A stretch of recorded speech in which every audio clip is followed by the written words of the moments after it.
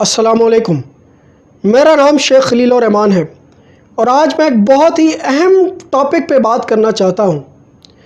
کچھ دن پہلے فرانس کے ایک میگزین چارلی ہیبڈو نے حضور پاک صلی اللہ علیہ وآلہ وسلم کے کارٹونز دوبارہ سے ری پبلش کر دیے ہیں۔ 2015 میں انہوں نے ان کارٹونز کو پبلش کیا تھا، جس کے نتیجے میں اٹیک ہوا اور 12 لوگ اپنی جانوں سے ہاتھ دھو بیٹھے۔ اب اس اٹیک کا ٹرائل شروع ہوا ہے تو انہوں نے دوبارہ سے یہ کارٹونز پبلش کر دیے ہیں۔ دوسری طرف فرانس کے پریزیڈنٹ میکرون نے اس کی مذمت کرنے سے، اس اقدام کو کنڈیم کرنے سے منع کر دیا ہے، اور کہتے ہوئے کہ یہ فریڈم آف سپیچ ہے اور وہ کبھی بھی چارلی ہیبڈو کے خلاف ججمنٹ پاس نہیں کریں گے۔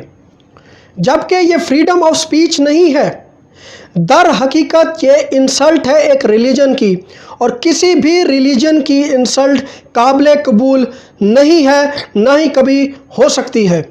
چاہے وہ اسلام ہو، چاہے وہ کرسچینٹی ہو، چاہے وہ دنیا کا کوئی بھی مذہب ہو، اس کی انسلٹ قابل قبول نہیں ہے، نہ ہی کبھی ہو سکتی ہے۔ یہ فریڈم آف سپیچ کے نام پہ جو تماشا ہو رہا ہے، یہ کبھی بھی قابل قبول نہیں ہے۔ اس سے پوری دنیا کے مسلمانوں کی انسلٹ کی گئی ہے، پوری دنیا کے مسلمانوں کو ہرٹ کیا گیا ہے، اور اس کا خیال پریزیڈنٹ آف فرانس کو نہیں ہے۔ جبکہ انہیں یہ پتہ ہونا چاہیے کہ یورپ کے اندر اس وقت کوئی مذہب اگر تیزی سے پھیل رہا ہے تو وہ اسلام ہے۔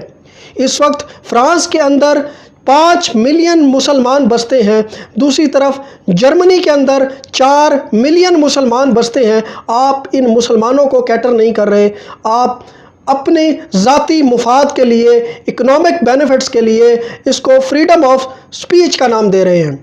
دوسری طرف میگزین یہ کہتی ہے کہ ہم مسلمانوں کے وائلنس کو، مسلمانوں کے ایکسٹریمزم کو شو کرنے کے لیے یہ کارٹون بنا رہے ہیں۔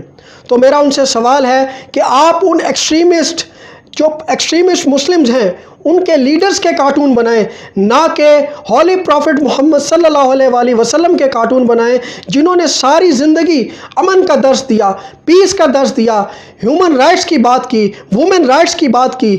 آپ ان کے کارٹون بنا رہے ہیں، جبکہ آپ کو اگر کارٹون بنانے ہی ہیں تو ان ایکسٹریمسٹ لیڈرز کے کارٹون بنائیں جو کہ اس وقت دہشت گردی پھیلاتے ہیں اور پوری دنیا کے اندر دہشت گردی کے بانی بنے پھرتے ہیں۔ اور پھر آپ کو کبھی بھی کسی مذہب کے ساتھ ٹیررزم کو جوڑنے کی کیا ضرورت ہے؟ آپ ہمیشہ اسلام کو ٹیررزم کے ساتھ کیوں جوڑتے ہیں؟ ٹیررزم ایک کرمنل ایکٹ ہے، وہ کوئی بھی مذہب کا انسان کرے، وہ کوئی انسان کرے، وہ ایک کرمنل ہے اور اس کی سزا اس کو ملنی چاہیے۔ اسلام کو اور ٹیررزم کو کبھی بھی اکٹھے آپ کر کے کیوں آخر مسلمانوں کی فیلنگز کو ہرٹ کرتے ہیں؟ جبکہ آپ اگر اسلام کو پڑھیں، قرآن کو پڑھیں، حدیث کو پڑھیں، تو ہمیشہ اسلام نے، قرآن نے، حدیث نے امن کی بات کی ہے، پیس کی بات کی ہے۔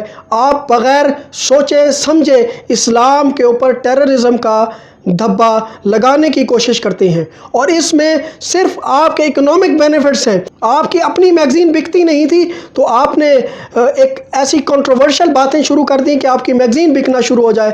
یہ ساری دنیا کو پتہ ہے کہ آپ کی میگزین کہاں پہ کھڑی تھی اور اب کہاں پہ کھڑی ہے۔ اب آخر میں اس کے حل کی طرف آ جاتا ہوں۔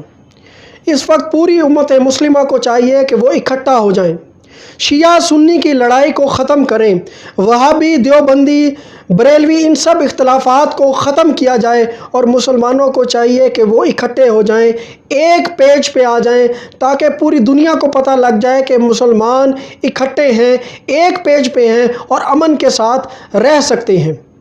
پھر مسلمانوں کو چاہیے کہ وہ ریلیجن اور سائنس کو الگ الگ فیلڈز میں نہ بانٹیں۔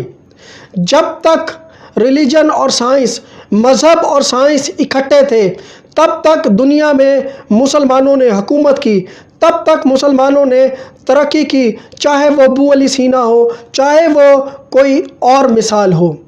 پھر اس وقت امت مسلمہ کا ایک بڑا مسئلہ یہ بھی ہے کہ پوری اسلامک ورلڈ میں کوئی بھی ایسا سیمپل کنٹری نہیں ہے جس کو ہم یہ کہہ سکیں کہ ہم نے اس ملک کے مطابق چلنا ہے، یعنی کہ اسلامک لیڈر ہی پوری اسلامک ورلڈ میں اویلیبل نہیں ہے۔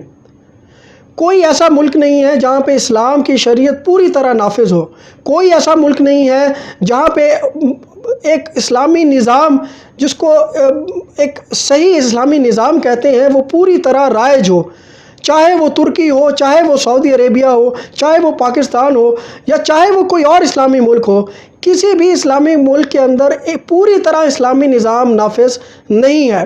اس بات پہ بھی پوری امت مسلمہ کو چاہیے کہ بیٹھ کے سوچیں کہ آنے والا اسلامک لیڈر کون ہوگا، کون سا ایسا ملک ہوگا جو کہ پوری اسلامک ورلڈ کو لیڈ کرے گا، یہ بہت ضروری ہے۔ دوسری طرف ویسٹرن ورلڈ کے پاس سیمپل کنٹری موجود ہے جسے ہم امریکہ کہتے ہیں، ان کے پاس ان کے مطابق وہ جو چاہتے ہیں رہنے سہنے کے طریقے ہیں، ان کے اپنے انٹرسٹ کے مطابق ان کے پاس قانون بھی موجود ہیں۔ پھر جتنے بھی عالمی ادارے ہیں وہ ویسٹرن ورلڈ کنٹرول کرتا ہے، نہ کہ اسلامک ورلڈ کنٹرول کرتا ہے۔ تو لہٰذا اس وقت پوری امت مسلمہ کو اکٹھے ہونے کی ضرورت ہے، ایک پیج پہ آنے کی ضرورت ہے۔ اب تک کے لیے اتنا ہی۔ میں امید کرتا ہوں کہ آپ اس ویڈیو کو شیئر ضرور کریں گے کہ تاکہ اس پیغام کو پوری امت مسلمہ تک پہنچایا جا سکے۔ Thank you so much.